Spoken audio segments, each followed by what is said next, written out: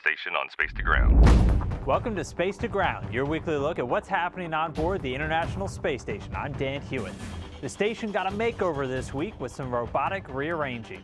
Flight controllers in Canada and in Mission Control Houston relocated the permanent multi-purpose module, which is used to store extra cargo on the station. It was moved from the Unity node to the Tranquility node to free up a docking port on Unity. This activity was the latest step in preparing the station for the installation of 2 new docking adapters for use by future U.S. commercial crew vehicles. Astronauts are called on to perform a lot of precise tasks, and one study is making sure microgravity doesn't get in the way.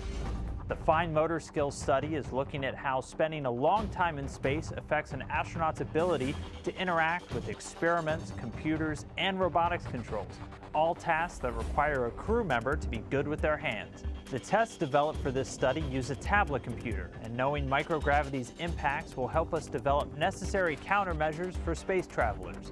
These tests could also be used by patients undergoing rehabilitation down here on Earth. This week, Edie asked where the center of mass is on the ISS.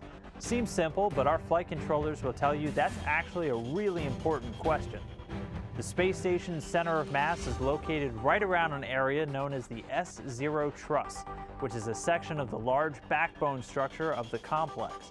The location does move around slightly as vehicles come and go, or with activities like this week's PMM relocation. Tracking the center of mass is absolutely essential for planning and executing activities like attitude control, robotic operations, even spacewalks.